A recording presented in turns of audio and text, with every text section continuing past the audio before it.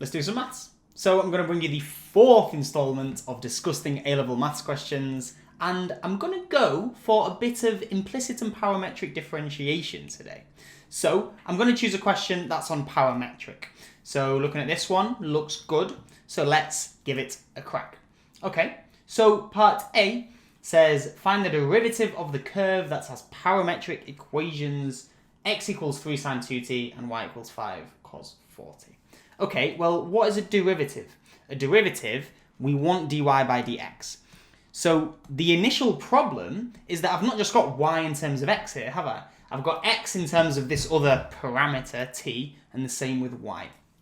Turns out that all we need to do for this, super important to remember, is just say, look, dy by dx is the same as dy by dt, all divided by dx by dt. This is nice, isn't it? Now, derivatives aren't exactly fractions, but in this case, they're kind of behaving like a fraction, aren't they? Because if these were fractions, the dt's would cancel, and I would get dy by dx. So this is good, because I know how to get dy by dt quite simply. I can say, well, dy by dt is going to equal what? Okay, well, I'm going to need to use the chain rule here. Y is 5 cos of 4t. First thing I do is I differentiate the inside of that cos. So 4t differentiates to 4. The 5 is going to stay outside, so I'm going to multiply by a 5. And then cos differentiates to minus sine. So I'm going to bring the minus out front, and I will have a sine of 4t. That's the chain rule there. Go and have a look at it if that step confused you a bit. So I need to use the chain rule for dx by dt as well. But why don't I first just slightly tidy this up just by times in that 4 and the 5. Fantastic. Okay, so now I need to differentiate the x. So dx by dt is going to equal what? Differentiate the inside. So 3 stays out front. Differentiate the inside to get 2, and then sine goes to cos. Brilliant. Right, so this is going to be 6 cos of 2t. All I need to do now is just divide the 2 to get the derivative. Therefore, dy by dx is going to equal minus 20 sine of 4t divided by 6 cos of 2t. So now technically this is done, right? I'm just asked for the derivative and they don't ask for it in any specific form, so this is fine. However, I think I could neaten this up a bit, and it's worth knowing this. So, well, the first thing I can do is I can divide both sides by 2. So let's do that, right? So I'm going to get what? Minus 10 sine of 4t over 3 cos of 2t. Okay, we know that, but can we do anything with the trig functions? And we can. So I'm going to use a double angle formula here. Now, the double angle formula for sine is that sine of 2x equals 2 sine x cos x. Again, this is derived using the multiple angle formula. So, if you think about it, if I set x as 2t here, what's going to happen? I'm going to get sine of 2 times 2t, which is 4t, is equal to 2 sine of 2t cos of 2t. So this is good. Here's the thing with these general formulas. X can be whatever it wants, right? So x could be 2x, it could be y, it could be 10x. It's not just specifically x. So it's going to work with sine of 40 as well. It's basically just saying, you know, any angle, you can use this when it's half of the angle kind of thing. That's all it's saying. It's anything. It's general. Meaning that this thing here is going to be what? It's going to be minus 20 sine of 2t cos of 2t. Why is this nice? Because there's a cos t on the bottom. So straight away, I'm going to get my derivative as, let's just put this in a little box because it's slightly separate. What am I going to get? The cos t's are going to cancel, and I'm going to get minus 20 sine of 2t divided by 3. Fantastic. That is part A. Let's have a look at what part B has in store for us. Hence, find the equation of the tangent at the point where t equals 5 pi by 4. Okay. Whenever you think of a tangent, just think, well, what is it? It's a straight line, isn't it? And then we say, okay, well, that means that we just need the equation of a straight line here. And then when you think straight line, you think, okay, what 2 things do I need to get the equation of a straight line? As soon as I have those, I'm good. And what are they? They are the gradient and a point, which we will call x1, y1. If you have those two things, you can get the equation of any straight line, because the general equation of a straight line is just a function of those two things. So, do we have either of those at the moment? Well, no. But can we get them? Yeah. Because if you think about it, m, well, that's just got from the derivative. We have just worked out the formula for dy by dx here. So I can say at our point t, so at t equals 5 pi by 4, what was my derivative? Well, look, it's this thing here, minus 20 sine 2t over 3. In other words, my m is going to be minus 20 sine of 2 times 5 pi by 4 all over 3. And I think I'm ready for the calculator at this point. So what I'm going to do, I'm going to make sure my calculator is in radians. So when we're doing calculus stuff like this, they might not explicitly say it, but you need to make sure your calculator is in radians. Okay, so what I'm going to do, I'm going to do minus 20 sine of 2 times by 5 pi by 4 all divided by 3. And that is going to get me minus 20 over 3. So it looks like that sign went to 1, which is nice. Okay, what else do I need? I need the x1 and the y1. So obviously we don't have these straight away, do we? But we know what x and y are as a function of t. And I've got a t coordinate, so I'll just go straight in, don't I? So I'm going to say that my x1 is going to be what? 3 sine of 2 times 5 pi by 4. Well, didn't we just work out that this sine of 2 times 5 pi by 4 was just 1? In other words, x1 is going to be 3. I mean, don't worry, you can put that into your calculator again if you want. No worries at all. Y1 is going to be what? It's going to be 5 cos of 4 times by 5 pi by 4. Let's give you a load of brackets there. So, just put this into your calculator, no worries at all. So what I'm going to do, I'm going to do 5 cos. Well, look, 4 times 5 pi by 4 is just going to be 5 pi, isn't it? So this right here is going to be minus 5. Fantastic. I've got my m, I've got my x1, and I've got my y1. So straight into the formula that we know and love. So it's going to be y minus y1. So y minus minus 5 equals m minus 20 over 3 times x minus x1, which is 3. Fantastic. So again, it doesn't ask for a specific form of this equation, but it's always a good idea to tidy it up. So it's generally a good idea to get rid of fractions. So a good way to do this is to just multiply up by the denominator here. So if I multiply everything by 3 here, I'm going to get 3y. This is going to turn into a plus 5, and then I'm going to times it by 3. So it's going to be plus 15 equals. I'd be left with a minus 20 here, so I'm then going to multiply that by this bracket to get minus 20x, and then minus 20 times minus 3 is plus 60. Let's stick everything over to the left.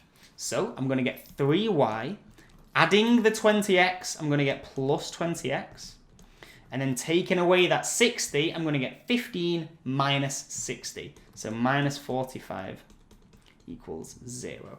That's clean, isn't it? It's clean. Okay. Part C. The curve described by the parametric equations, so the same one as in part A, meets the tangent when t equals 5 pi by 4. Does the curve meet the tangent at any other point?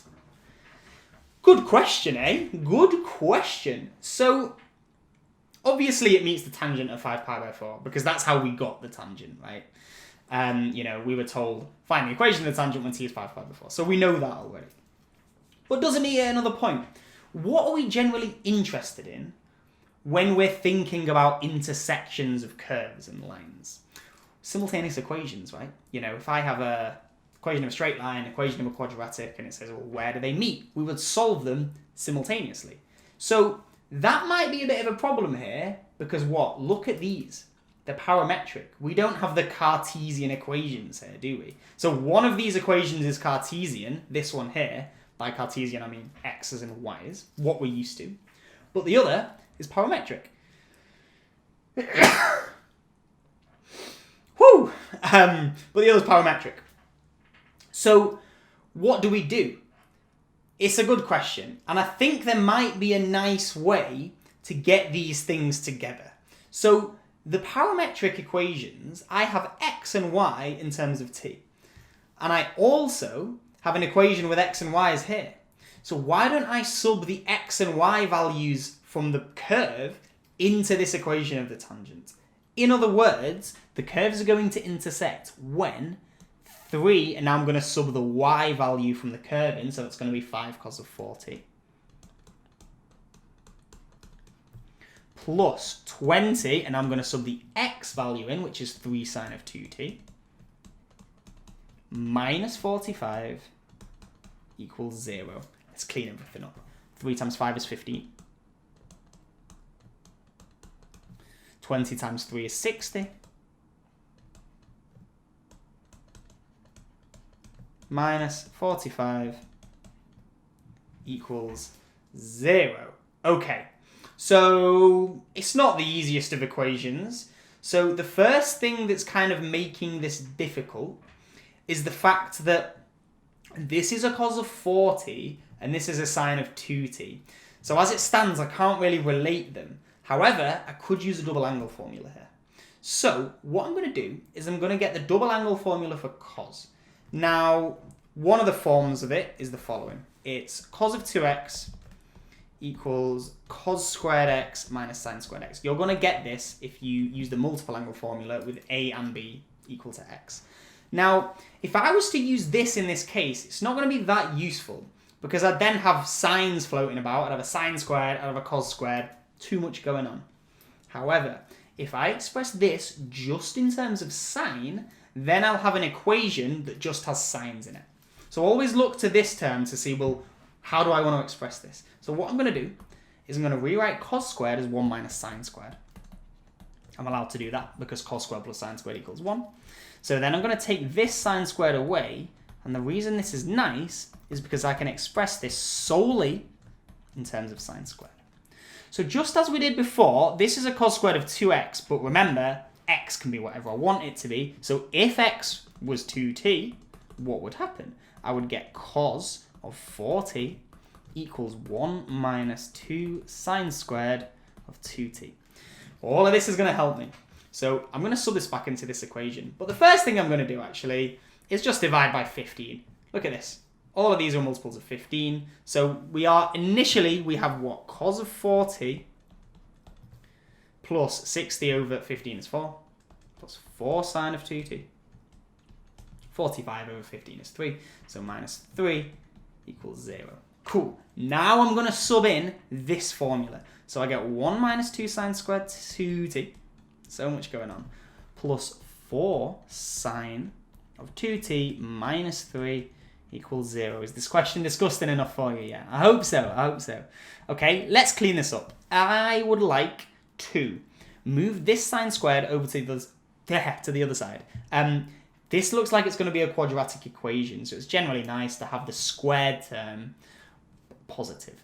So moving everything to the other side, I'm going to get 2 sine squared t, 2t, minus 4 sine of 2t.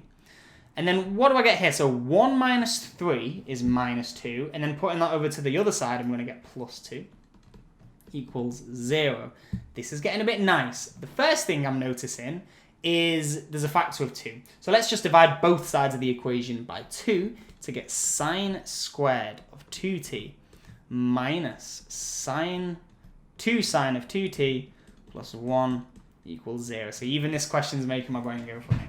Now, I think I can factorize this. So this is a quadratic. Now, if you can't immediately notice that, why don't we do something like this? Let's introduce a new variable called y. And I'm going to let that variable be the same as sine of 2t. Y is a very bad example because that's in the question. Why don't we call it anything you want? Let's call it z. Why not? So z equals sine of 2t. What would happen then? Well, this would be z squared. This would be minus 2z, and then this would be plus 1. This is just a quadratic, and it turns out that I can factorize this quite nicely, because this is just z minus 1 all squared. Because z squared and then minus twice the product of that would be minus 2z, and then minus 1 squared is plus 1. So look at this. The only solution for this equation is z equals 1. In other words, sine of 2t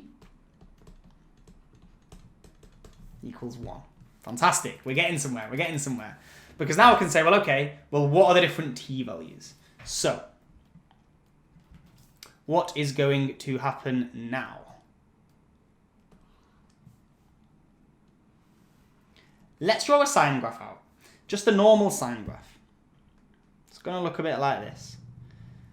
It's going to go here, and then it keeps going infinitely, doesn't it?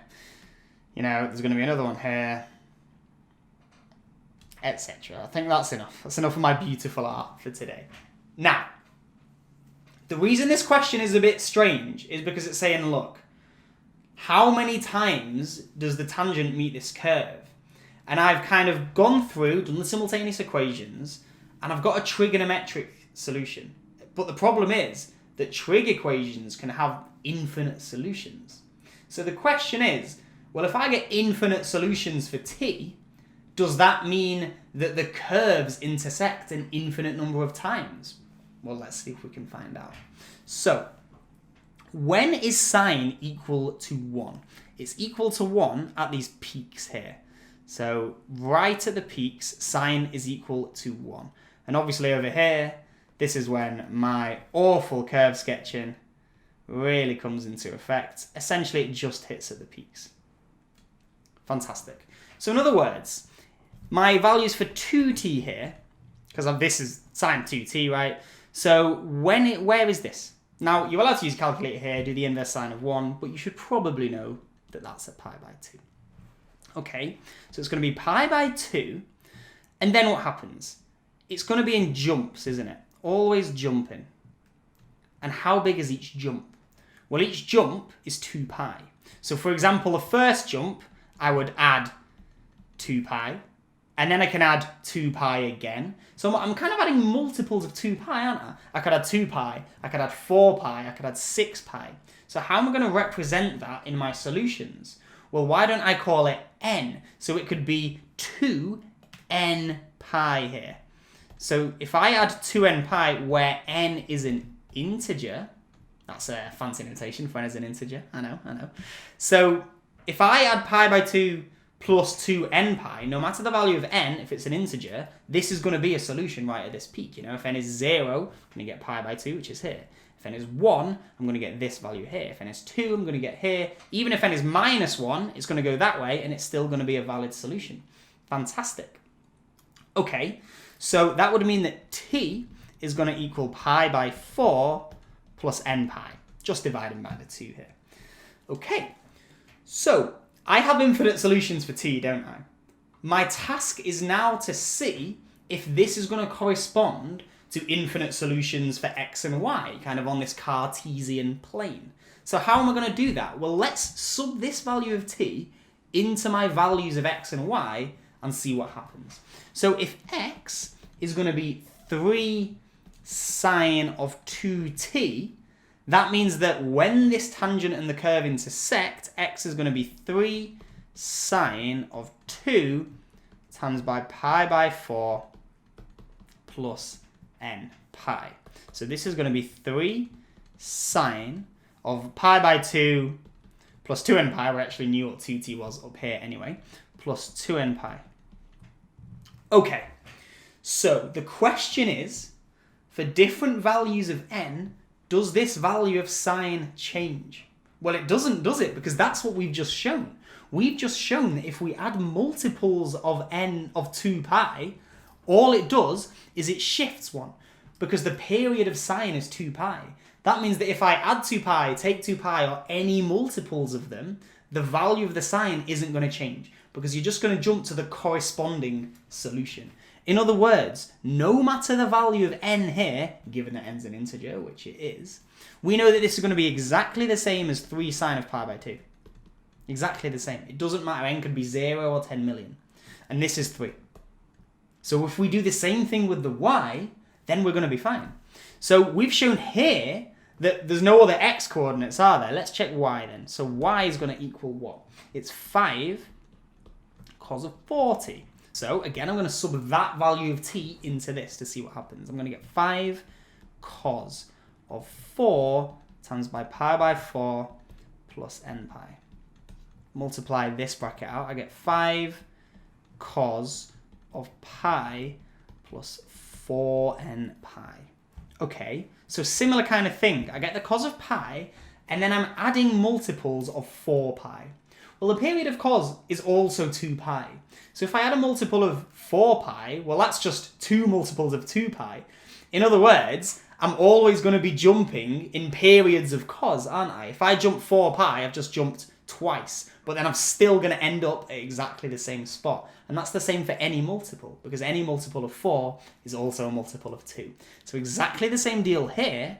5 cos of pi plus 4n pi, no matter the integer value of n, is going to be the same as 5 cos of pi, which is minus 5. They were the coordinates that we found before, weren't they? 3 and minus 5. In other words, every single value of t that solves this equation just leads us to the same point on the Cartesian plane, which is 3 minus 5. In other words, the curve described by the parametric equations, those, meets the tangent when t equals 5 pi by 4. Does the curve meet the tangent at any other point? It doesn't, no. The only point of intersection is this. So that was a tough question. I think parts A and B were relatively normal. I think you should be able to do those. They are pretty basic parametric equations knowledge.